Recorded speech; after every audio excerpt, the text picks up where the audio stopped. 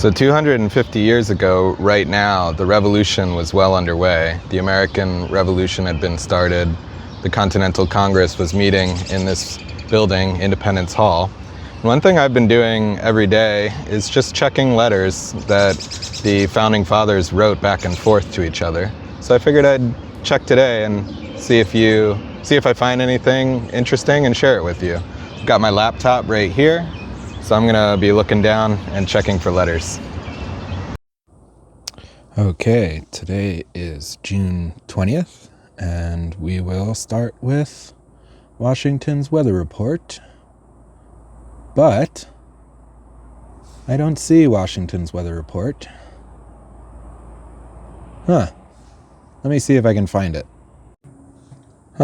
Okay, so I found a compendium of all his weather reports, and it stops at the 19th in June. Maybe he was very busy with his new commission as the commander-in-chief of the Continental Army, and he did not record the weather anymore after this point. We will see in July. So, looking at the letters for today, there are 7. From John Adams to Joseph Palmer, we send you comfort in your General Washington and Lee. Okay. From John Adams to William Tudor, I have lamented excessively the want of your correspondence.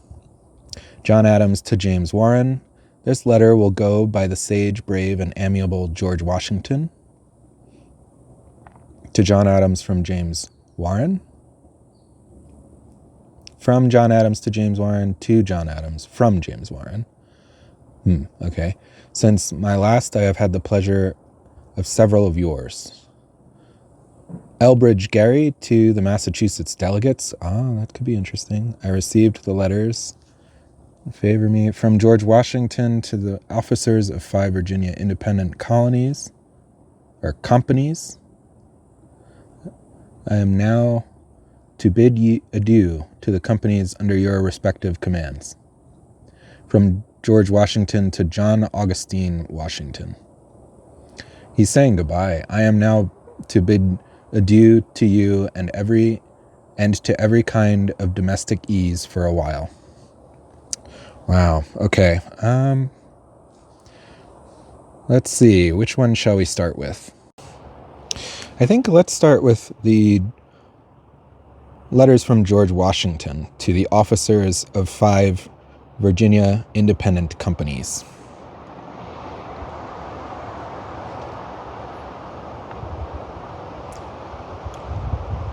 Philadelphia, June 20th, 1775. Gentlemen, I am now about to bid adieu to the companies under your respective commands, at least for a while.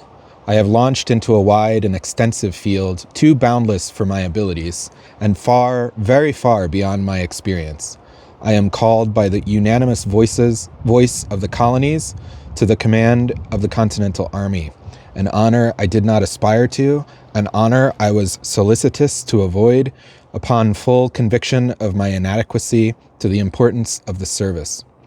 The partiality of the Congress, however, assisted by a political motive, rendered my reasons unavailing, and I shall, tomorrow, set out for the camp near Boston. I have only to beg of you, therefore, before I go, especially as you did me the honor to place your companies under my directions, and know not how soon you may be called upon in Virginia, for an exertion of your military skill, by no means to relax in the discipline of your respective companies. I am at liberty to inform you, gentlemen, that the Congress in a committee, which will, I dare say, be agreed to when reported, have consented to a continental currency, ordered $2 millions to be struck and voted 15,000 men, which number I am inclined to think will be augmented as more troops have embarked and are embarking for America than were expected at the time of passing that vote. The arrangement of officers in the higher departments of the Army is not yet fixed, ultimately, but I believe they will stand thus: General Ward, General Lee, General Putnam, and General Schuyler, Major Generals. The Brigadier Generals are not yet proposed. Major Gates, Adjutant General. For other articles of intelligence, the gazettes will furnish you with them more precisely than I can, as the printers let now no news pass by them. The chief end of my writing to you at this time being to recommend a diligent attention to the disciplining of your companies and seeing that they are well provided with ammunition. I shall not enlarge, as I am very much hurried with one thing and another in consequence of my appointment. I shall only add, therefore, that I am with sincere regard and esteem, gentlemen, your most obedient and humble servant, George Washington. P.S. You will, I am persuaded, excuse my addressing a joint letter to you, as I had it not in my power to write separate ones, and could not think of departing without affording you this testimonial of my regard. Yours.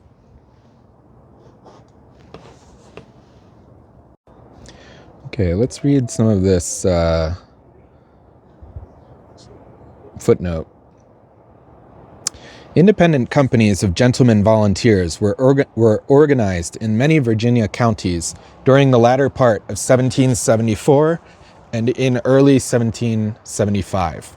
By choosing George Washington as field commander, these 5 independent companies provided for the possibility of acting together if they were called out. They never took the field, although it seemed for a while in late April that they might march to Williamsburg to resist Governor Dunmore's seizure of the colony's principal powder supply. Rumors also circulated of a march to Boston. The independent companies were superseded in August 1775, when the Third Virginia Convention established a new and more comprehensive military system to defend the colonies. The Richmond Independent Company was organized in the northern neck county of that name, not in the town of Richmond. Okay, we'll also read this footnote. It's quite long, so maybe we'll see how it goes.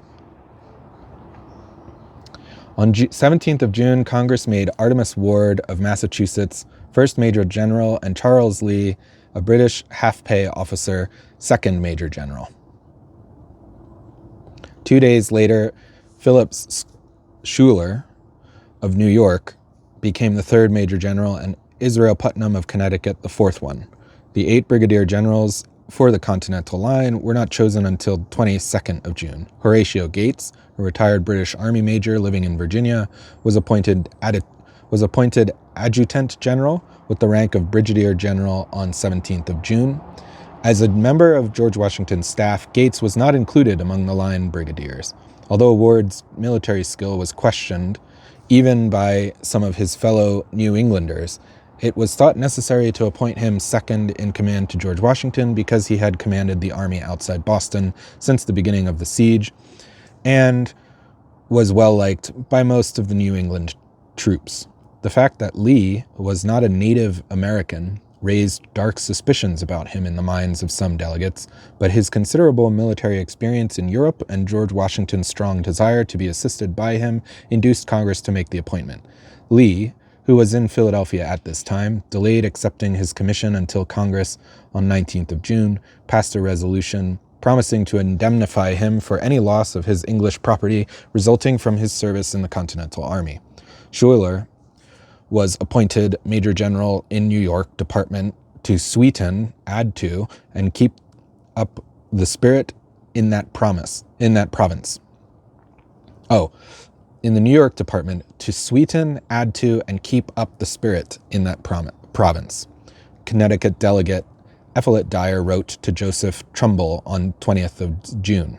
The appointment of Putnam, however, did not please everyone in Connecticut, where 2 other officers outranked him in that colony's establishment.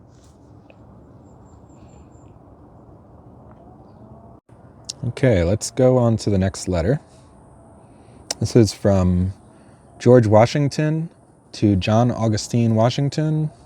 Okay, it's not too long. Let's Let's get through it.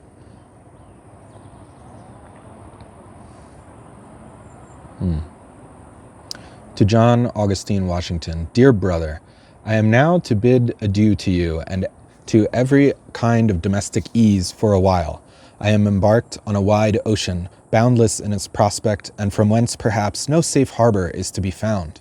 I have been called upon by the unanimous voice of the colonies to take the command of the Continental Army, an honor I neither sought after nor desired, as I am thoroughly convinced that it requires greater abilities and much more experience than I am master of to conduct a business so extensive in its nature and arduous in the execution.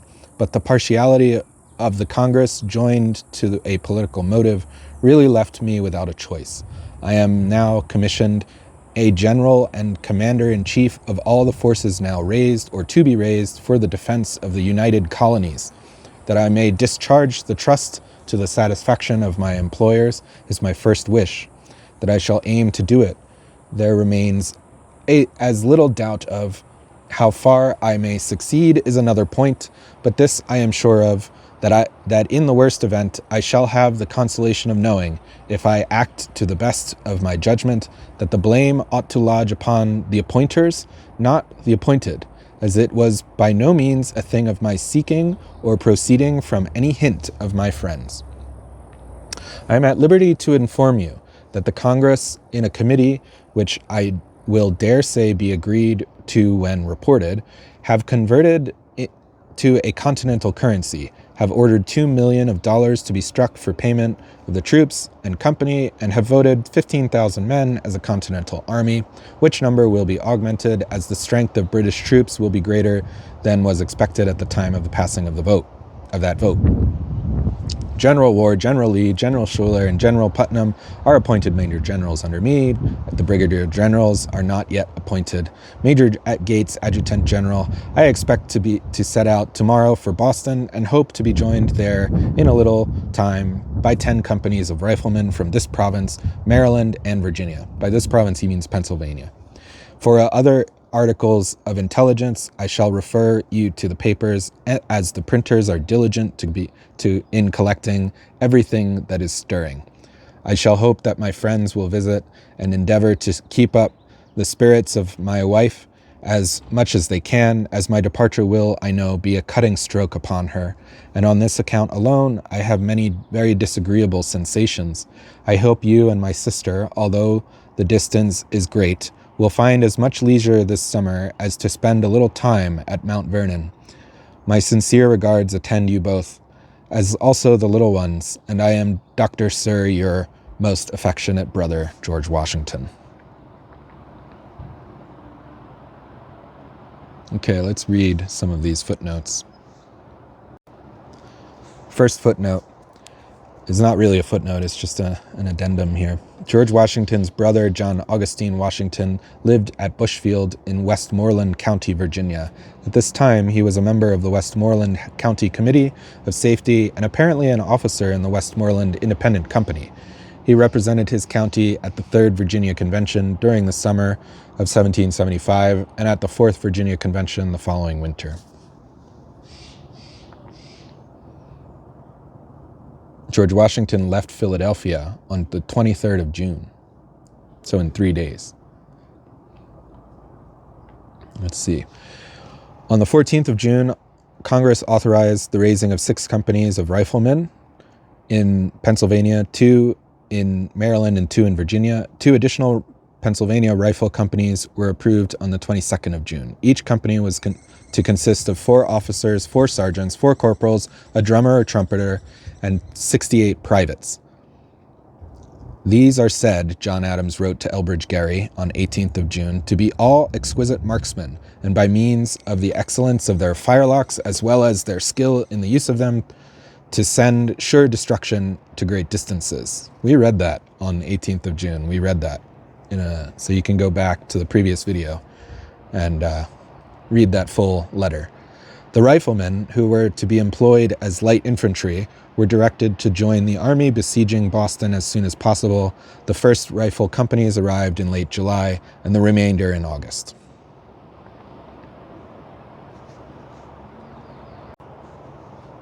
Okay. Let's click into some of these. From John Adams to Joseph Palmer. Let's quickly skim through it because I want to see what's here. We voted on bills of credit. Yeah, we know that. We know about the generals.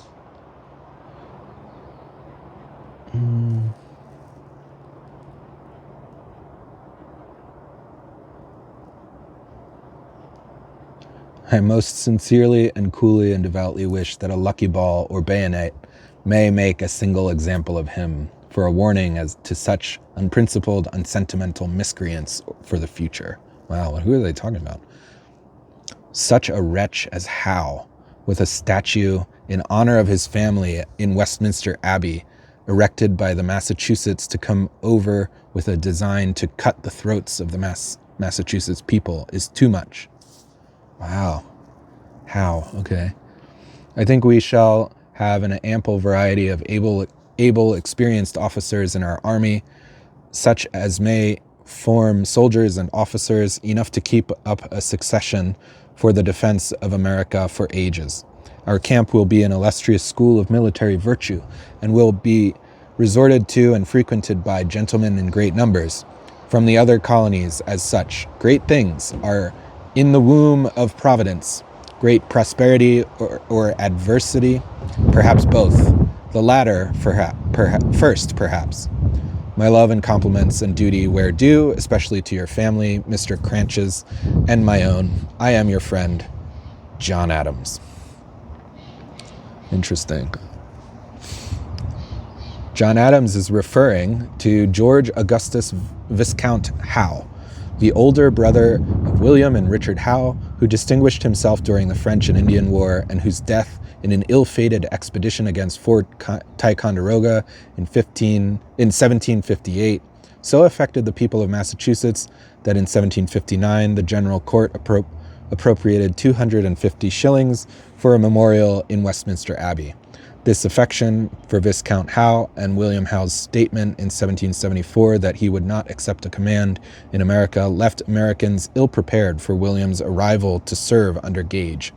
John Adams and other Massachusetts felt betrayed. Interesting. Okay, the next letter, let's check from John Adams to William Tudor.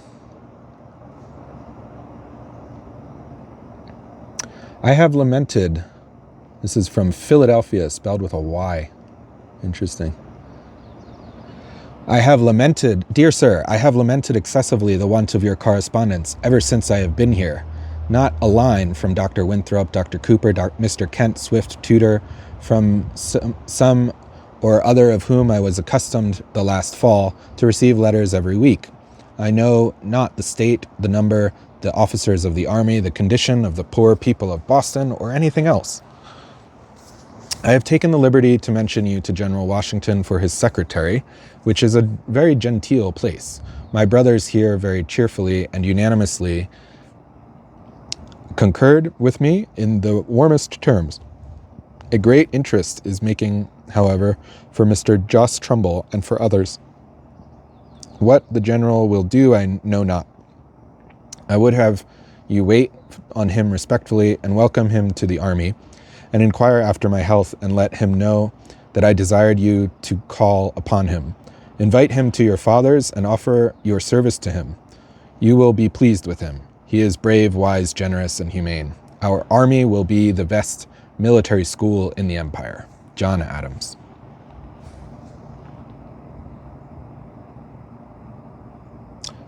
For Tudor's description of his meeting with Washington, see his letter to John Adams on the 6th of July.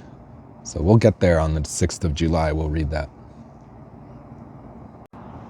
Okay, let's read this letter from John Adams to James Warren. My friend, this letter will go to the sage, brave, and amiable General Washington, to whom I have taken the liberty of mentioning your name. The Congress has at last voted near 20,000 men in Massachusetts and New York, and an emission of a continental currency to maintain them. You will have Lee as third in command, Ward being second. Okay, so far we've read all this. Nothing has given me more torment than the scuffle we have had in appointing the general officers. We could not obtain a vote upon our seat for Sam, for Lieutenant Samuel, maybe? And John fought for him, however, through all the weapons. Dismal bugbears were raised. There were prejudices enough among the weak and fears enough among the timid, as well as the obstacles from the cunning, but the great necessity for officers of skill and experience prevailed. I have never formed any friendship or particular connection with Lee, but upon the most mature deliberation I judged him the best qualified for the service and the most likely to cement the colonies, and therefore gave him my vote, and I am willing to abide the consequences. I am much obliged to you for yours of June 11th. Pray write me a state of the army, their numbers, and a list of officers, and the condition of the poor people of Boston. My heart bleeds for them. We have a great show this morning here. Our great generals Washington and Lee review the 3 battalions of this city. I believe there never was 2,000 soldiers created out of nothing so suddenly as in this city. You would be surprised to behold them, all in uniforms, and very expert both in the manual and maneuvers. They go through the wheelings and firings in subdivisions, grand divisions, and platoons with great exactness. Our accounts from all parts of the continent are very pleasing. The spirit of the people is such as you would wish. I hope to be nearer to you at least very soon. How does your government go on? If we have more bad news from England and other colonies, the other colonies will follow your example. My love to all friends. Yours, John Adams.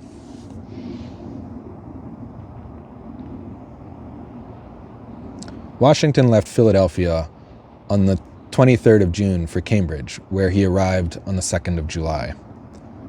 What John Adams means is that although he and Samuel Adams supported Lee, they could not secure the majority needed among the Massachusetts delegates if the colony was to cast a vote for him. Interesting.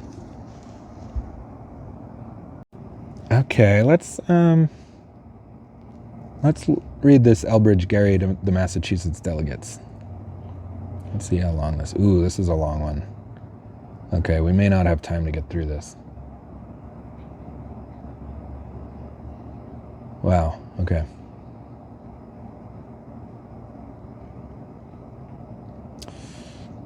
Elbridge Gerry to the Massachusetts delegates. Gentlemen, I received the letters with which you were pleased to favor me per Mr. Fessenden on Saturday last, being the 18th instant, at a critical time for the army posted at Cambridge. The evening proceedings orders were issued in consequence of consultation between the general. Okay, I'm just going to skim through because, which I must confess gave me most sensible pain on hearing. 10 days.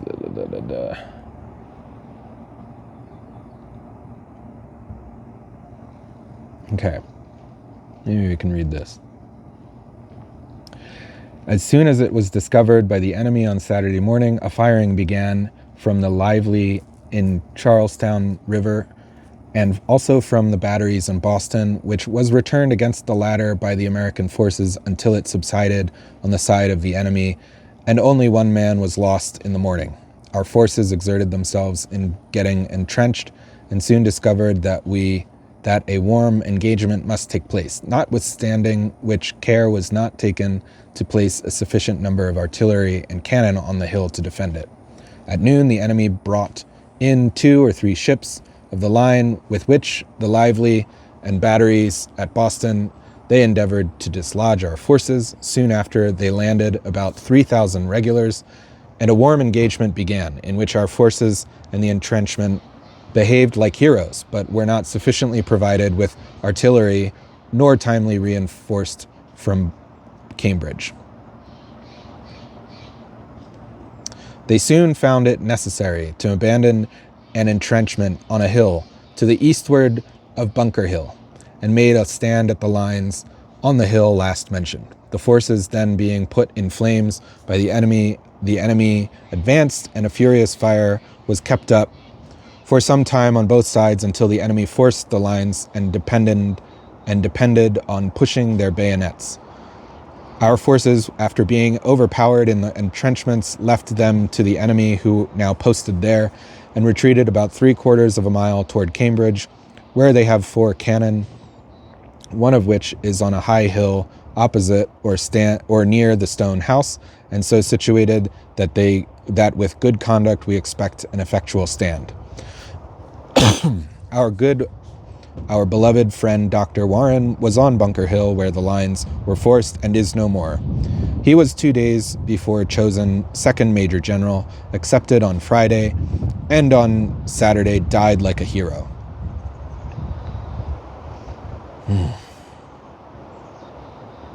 We can only drop a tear for our worthy brother, and console ourselves with the consideration that his virtue and valor will be rewarded in heaven.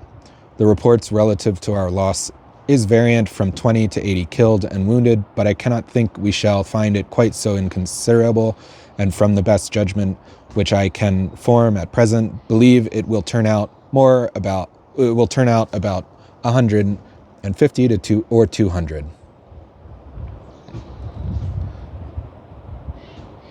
This is a matter we decline noticing here at present, although we don't neglect to speak of the loss of the enemy, which I suppose is fully equal to our own. We labor, we are retarded, we suffer for want of a general at Cambridge. Ward is an honest man, but I think wants the genius of a general in every instance. Command, order, spirit, invention, and discipline are deficient. What then remains that produced this choice, I know not. General Thomas is from his character and conduct a fine fellow. His camp at Roxbury is always in order, without trouble to Congress or their committees. The other at Cambridge, ever wanting and never right. I hope we shall not suffer from this accident. Colonel Fry of Andover is in the cabinet, intended as Major General. Colonel Heath, First Brigadier General, and I suppose will be chosen and commissioned this day. But we must have the assistance of military skill wherever to be found on the continent. It will, I fear, be difficult entirely to drop Ward. If he is superseded by Washington and posted at Cambridge with him, and General Thomas and company at Roxbury, I cannot but think we shall be in a good situation, provided it is timely effected.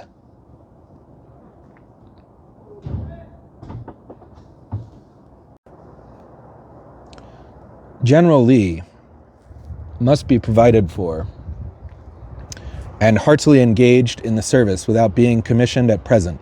He is a stranger and cannot have the confidence of a jealous people when struggling for their liberty. He will soon be familiar and be courted into office. I revere him as an officer and wish he had been born an American. It affords consolation that the Congress have or are about taking command of these matters. We notice their resolve, in which the army is called the American Army. May the arrangement be happy and satisfy each colony as well as afford us good generals. Medicine is much wanted, and Dr. Church has given us an invoice of necessary articles which we beg may be ordered here from Philadelphia as soon as possible. I notice what is said relative to powder. No exertions has been wanting of in the Committee of Supplies since I have been acquainted with it to procure this article. Colonel Bauer was depended on for 200 half barrels and were disappointed, and the plan of fortifying lines with heavy cannon was not then in contemplation. We must hold our country by musketry principally until supplies can be got to expel the enemy. I rejoice to hear of the flour ordered in the army.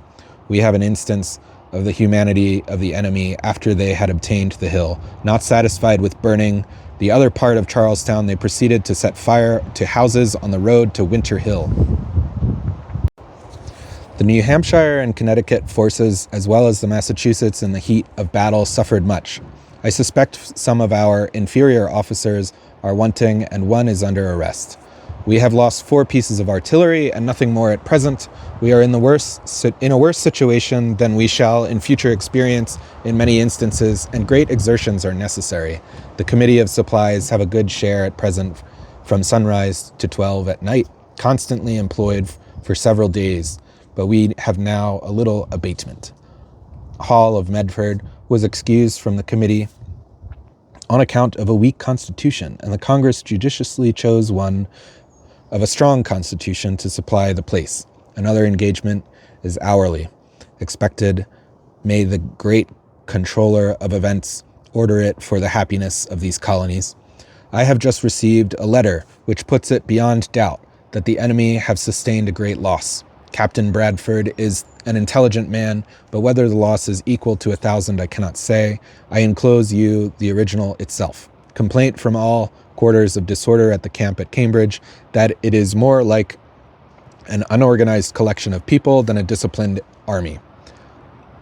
I cannot rest on this precipice, and engaged as the committee is, shall find time to move this day that a committee of observation be immediately chosen to inquire into and assist in and rectify the disorders of the camp until they shall subside. Good God, that a Congress so vigilant should be chosen, a lifeless F for such an important trust. Will the Honorable Mr. Hancock assist the committee in having the invoice sent to us forthwith? The notes of the colony can be made as payment without delay. They carry 6% interest, are negotiable, and are received in all the governments about us readily and without hesitancy. The Committee of Supplies are greatly obliged by his proposal relative to the duck. Dr. Church proposes the Boston donations for the purpose, since the notes are equal with the cash in this colony. I am, with the most sincere respect, gentlemen, your most obedient servant, Elbridge Gerry. Okay, there are the letters for June 20th. You can see the reports from Boston. Things are not going well in Cambridge, but Washington is also saying his goodbyes and preparing to move to the army camp and take control of the army in Boston. So we'll see if he continues his weather reports in July, but for now, the weather reports are over. If you like this, please like and subscribe, and we'll see you tomorrow. Bye.